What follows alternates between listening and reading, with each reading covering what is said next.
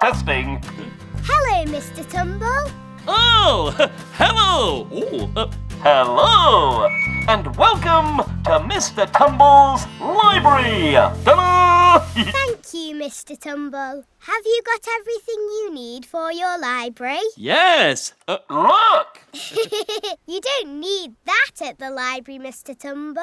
Libraries are quiet places. Oh, sorry.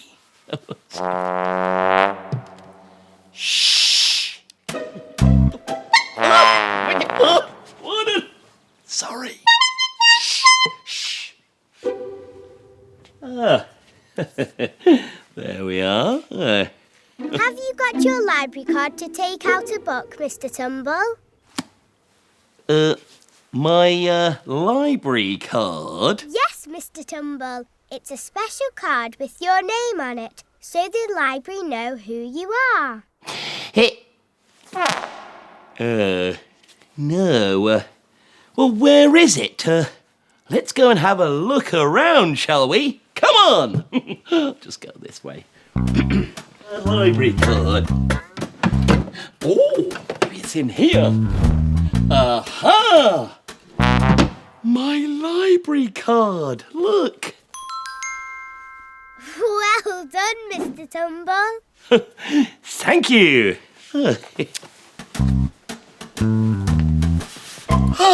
Here we are in the library. Oh, don't need that. Now, I'm going to choose a book for all of my friends. That's very kind, Mr Tumble. Thank you. What book would Tumble Ted like? Tumble Ted would like a book about honey. Lord Monkey would like a book about bananas. I could have guessed that. Polly Dolly would like a book about tea. There we are. Have a little read of that, Polly Dolly.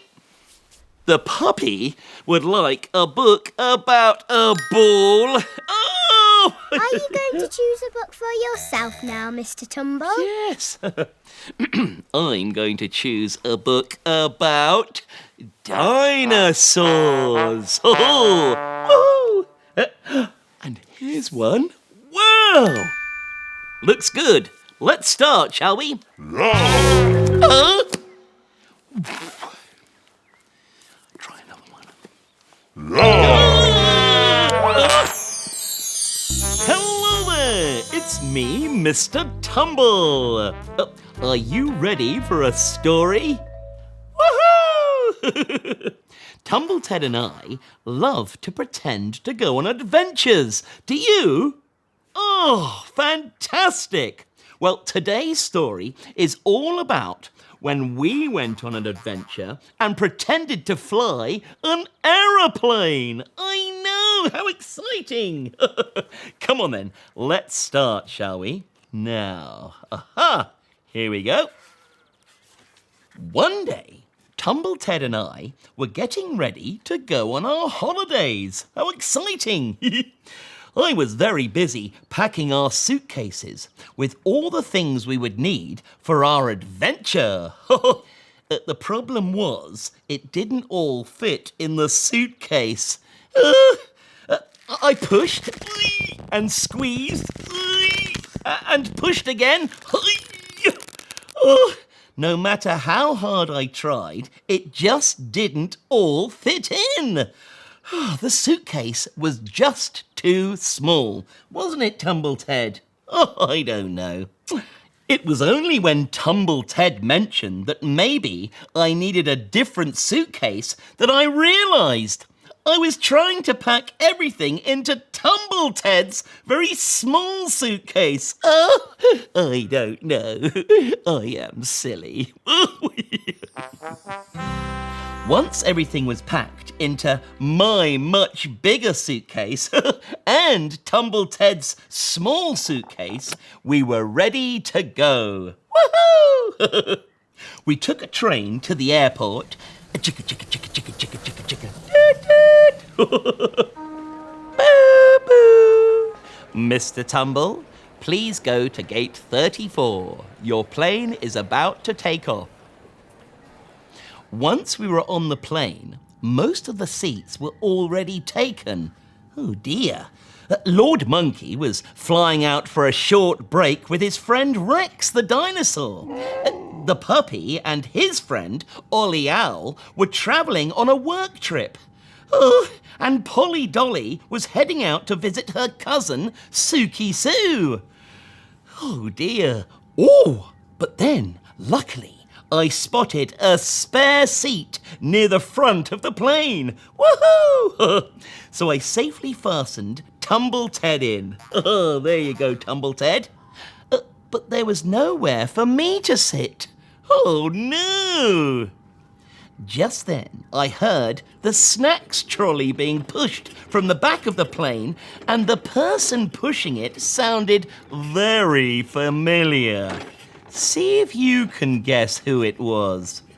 La la la! Teas, coffees, light refreshments, cake, said the voice. Who was it? You're right! Grandad Tumble! What are you doing here, Grandad? I said. Jay, never mind that, the boy. Why aren't you sat down? The plane is about to take off. And with that, Grandad Tumble nudged the trolley towards me. He kept using it to nudge me further and further towards the front of the plane. Before I could stop him, we were both at the very front of the plane in the cockpit. That's where the pilots sit. In the cockpit, there were 2 empty seats, as well as lots of levers, buttons, and flashing lights. Wow, Grandad Tumble sat in one seat, so I sat in the other. Right, buckle up, the boy, said Grandad. Okay. So I fastened my seatbelt and settled back to enjoy the view. A few moments later, I turned to Grandad and asked, So, where's the pilot? Where's the pilot? Repeated Grandad. Well, I'm the pilot. Oh, well, that wasn't a problem. Hang on a minute. That was not what I was expecting Grandad Tumble to say. What? I said. You're the pilot? I couldn't believe my ears. Yes, said Grandad. You see, I passed my pilot's test when you were just a tiny tumble. And with that, Grandad pressed a few buttons, pushed a few levers, and the aeroplane's engines started to roar into action. Wow! It was clear that we were soon to be taking off, so Grandad suggested I make an announcement to the passengers over the plane's speaker system. Well, okay, Grandad. I said, good afternoon, everybody. This is your co-pilot, Mr Tumble. And welcome to Tumble Air. The sun is shining brightly, and please check your seatbelts are fastened securely. And we will be shortly taking off.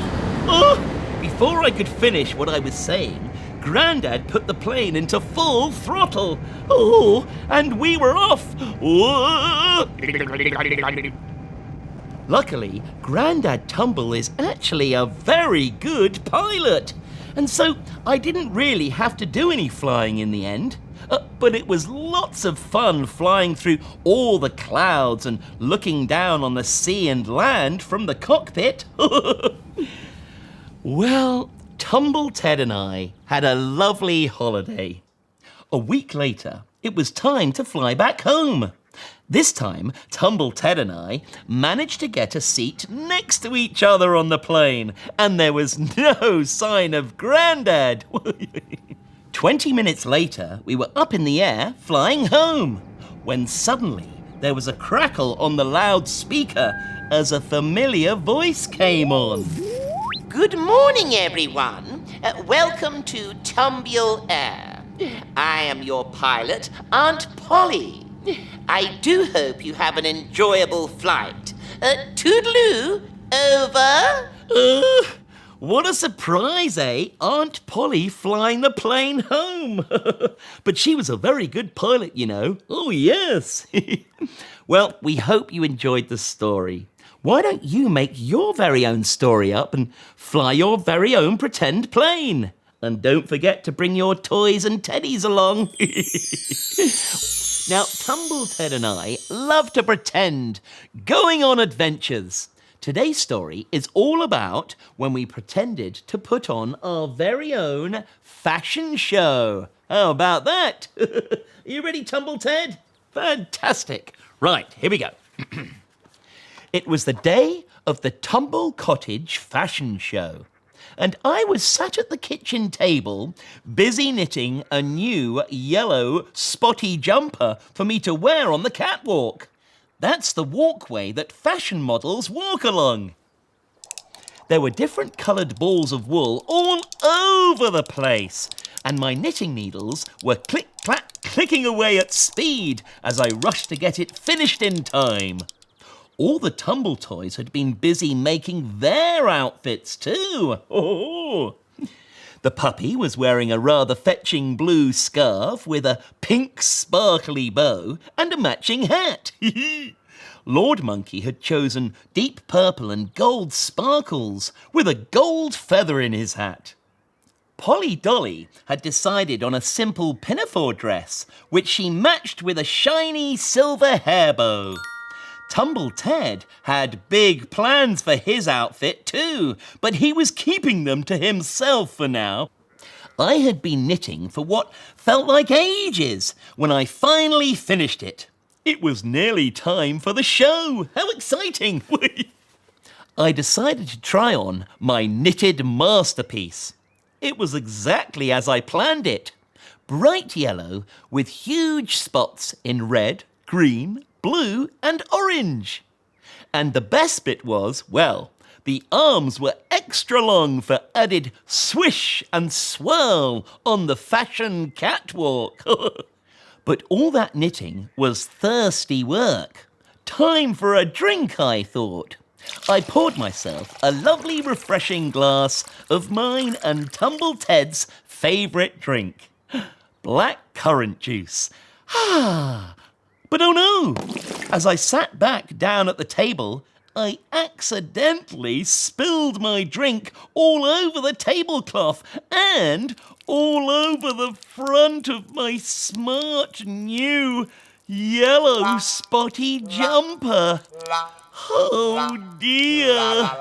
Yay! I exclaimed.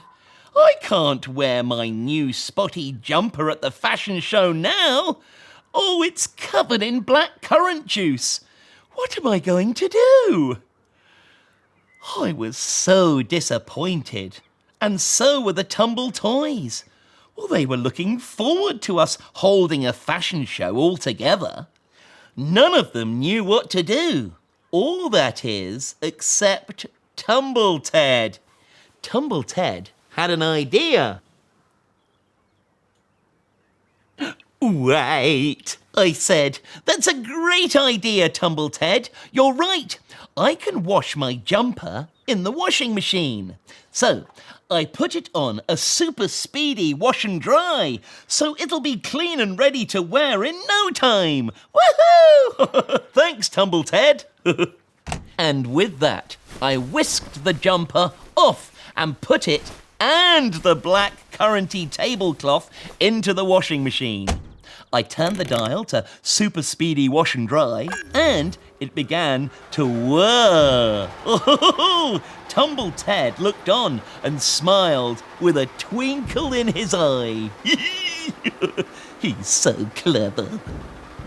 By the time I had poured myself another drink and drunk it all, the washing machine had finished its super speedy wash and dry. Wow, I said. That really was super speedy. I rushed over to the washing machine and pulled out my freshly washed and dried jumper. But oh no, my beautiful spotty jumper had shrunk. I stretched and squished and wriggled and jiggled, but no matter how hard I tried, it would not fit me anymore. It was more like a hat than a jumper. Ugh! And worse than that, all the spots had disappeared too. Oh dear. All the spots must have washed off, I said, as I realised my dreams of modelling at the fashion show were slipping away. Tumble Ted again looked on, knowingly. Oh yes, Tumble Ted, I said. The tablecloth was in there too. I pulled the tablecloth out of the washing machine and, as if by magic, all the spots that had been on my jumper were now on the tablecloth.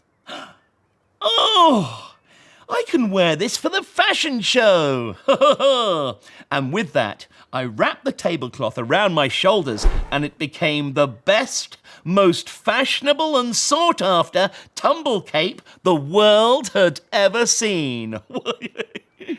And so the Tumble Cottage fashion show began. The puppy bounded up and down the catwalk with his blue scarf trailing behind him, and he barked at the audience in delight. Ruff, ruff. Lord Monkey sparkled and dazzled the audience, and Polly Dolly proved that she was a shining star. Of course, I did look amazing too in my yellow spotty cape, and only tripped over once, maybe twice, maybe 3 times, which isn't really bad for me. I am clumsy. But who was the star of the show? Well, that had to be Tumble Ted. He showed off his brand new knitted yellow jumper that fitted like a glove. It was like it was designed especially for him, and was as sparkly as if it had just come out of a super speedy wash and dry. I hope you enjoyed our story. Do you think Tumble Ted knew I was going to shrink my new jumper? You're so clever, Tumble Ted. Why don't you have a go at putting on your very own pretend fashion show? It's great fun. And use your toys and teddies too. Well, I remember when we pretended to go fishing. Today's story is called Mr Tumble's Inflatable Boat. Oh, here we go. Early one morning, I jumped out of bed speedily and got dressed and headed downstairs for a quick breakfast. Today was very exciting because Tumble Ted and I were going to go pretend fishing. And we were both looking forward to it very much, weren't we, Tumble Ted? Just as I was finishing breakfast, a car drove past Tumble Cottage and beeped. Oh! I rushed to the door to see if it was someone for me, but no, not this time. You see, before we could go fishing, I was expecting a parcel to be delivered, so I wanted to make sure I didn't miss it. Oh, exciting, eh? I did ask shopkeeper Tumble for my delivery first thing this morning. Tumble Ted nodded sympathetically, but went back to eating his egg and soldiers. You do like your egg and soldiers. Just then, the doorbell rang. Ding dong! Oh! I rushed to the door again and was very pleased to see shopkeeper Tumble standing there with a large parcel. Woohoo! On it was a picture of a large, bright orange, inflatable boat. How exciting! Oh, hello there, Mr Tumble, said shopkeeper Tumble. I've got your special delivery for you. Woohoo! I said. Oh, thank you so much, shopkeeper Tumble. I've been expecting you. I took the large box from shopkeeper Tumble and he turned to leave.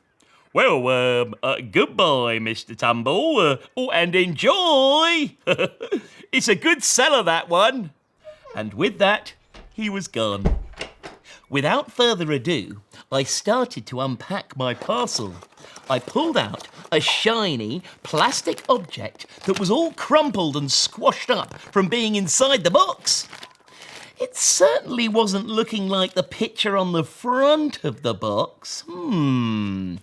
Tumble Ted looked over and seemed surprised at the size and shape of what was inside. "Don't worry, Tumble Ted," I said. "At first, I need to fill it up with air. Wait." Also in the box was a foot pump, so I took it out, attached it to the air nozzle, and quickly started to pump up the boat. "La-da-day, la-da-day, la-da-day," I sang as I started pressing the pump up and down with my foot. Pump, pump, pump. The boat started to take shape. Pump, pump, pump. Phew! This was hard work. Pump, pump, pump. Oh, I was starting to get out of breath. But I didn't stop because the boat was filling with air nicely. Pump, pump, pump, pump. Phew! Pump, pump. Nearly there. Pump, pump, pump. And one last pump. Pump.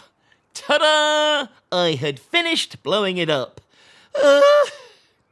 "What do you think, Tumble Ted?" I asked. Tumble Ted looked at me, then at the boat, and then back to me again.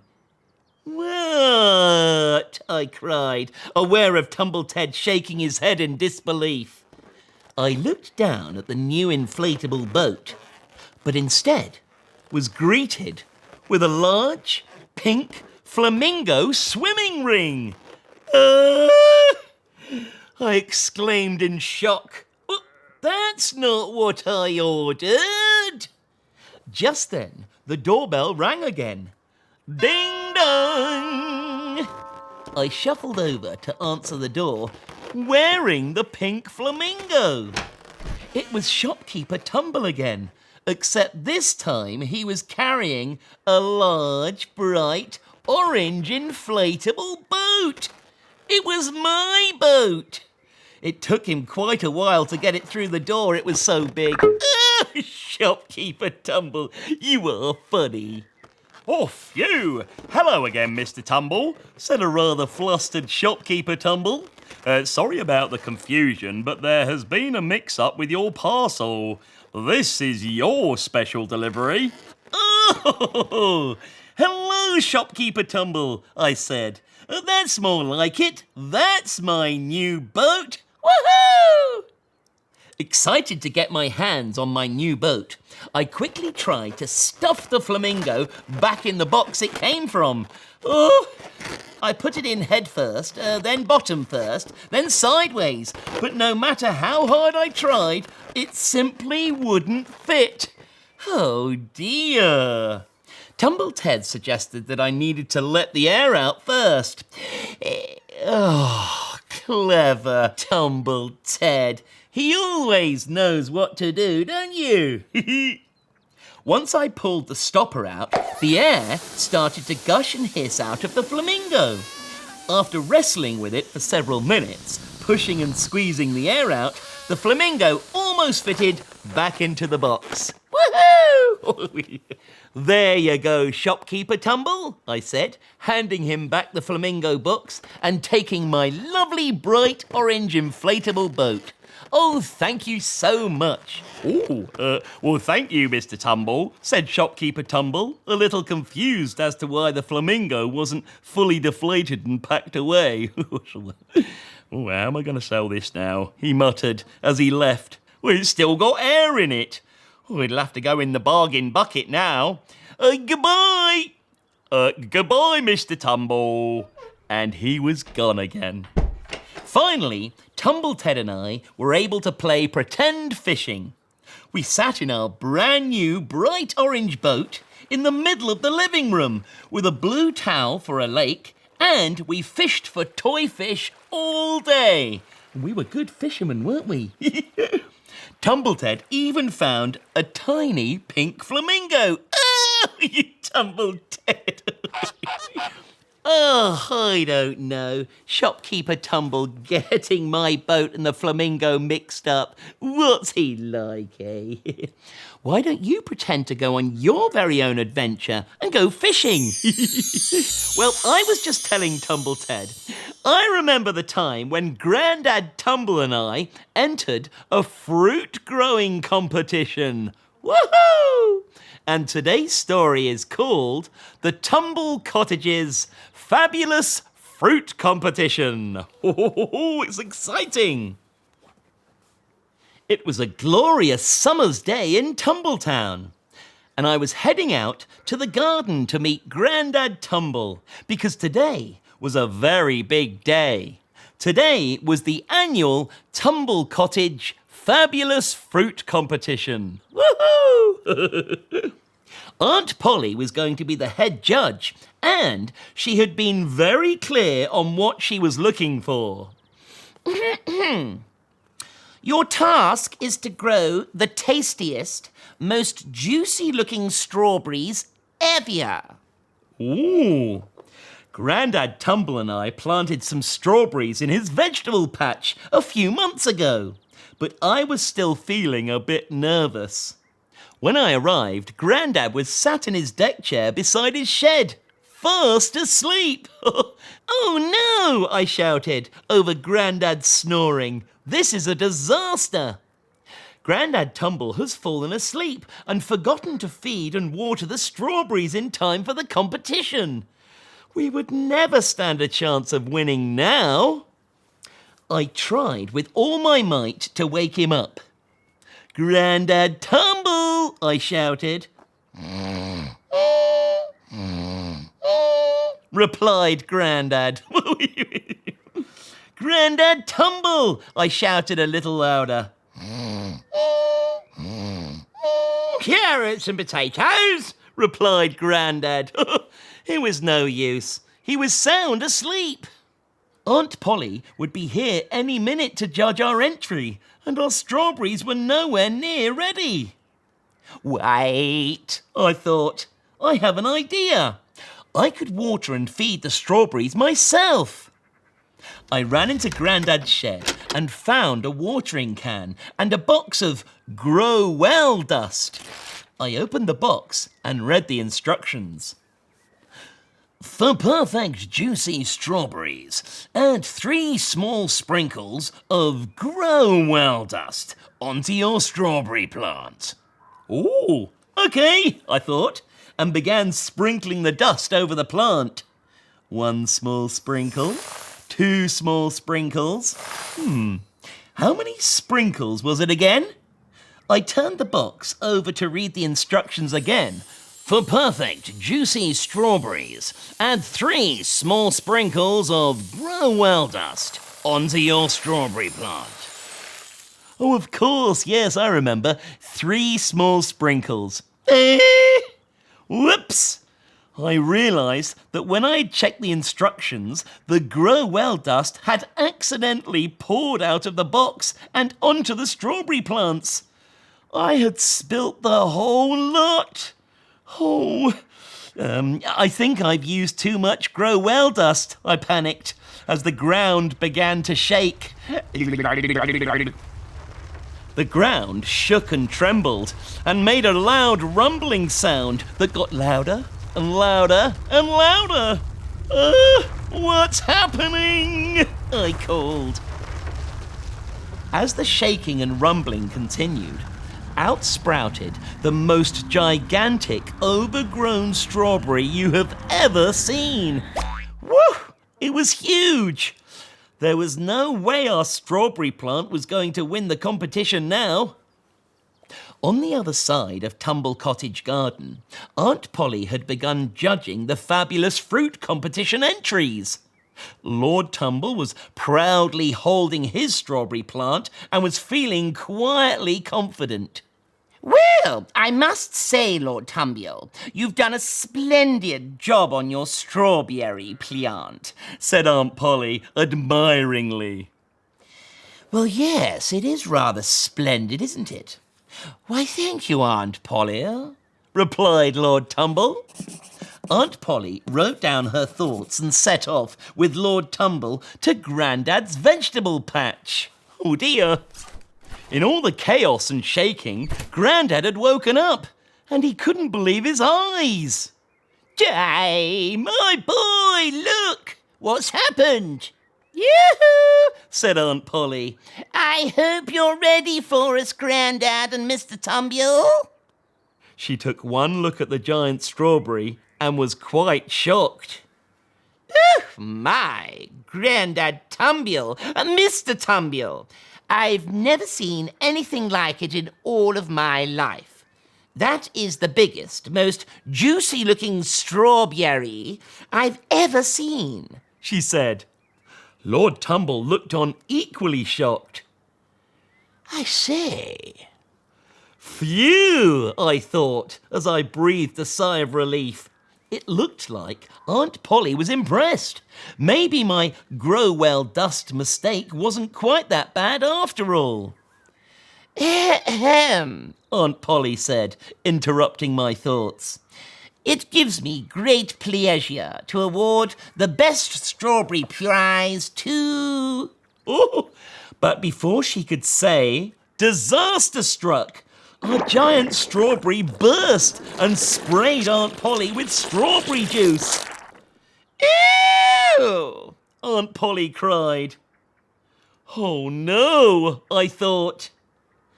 The winner is Lord Tumble, Aunt Polly continued. Oh, I say. Lord Tumble smiled. Could it be? He was very pleased and happy. Grandad Tumble and I were also pleased for Lord Tumble. But, Aunt Polly continued as she wiped some of the strawberry juice off her face and tasted it. Ooh, this strawberry tastes delicious. I have a new award. The award for the tastiest fruit goes to Grandad Tumble and Mr Tumble. Hooray! We all cheered. I was so proud, and Grandad Tumble wiped a tear from his eye as Aunt Polly awarded us both with our winning rosettes. Well done, everyone, said Aunt Polly. Oh, I don't know. That was a fabulous fruit competition.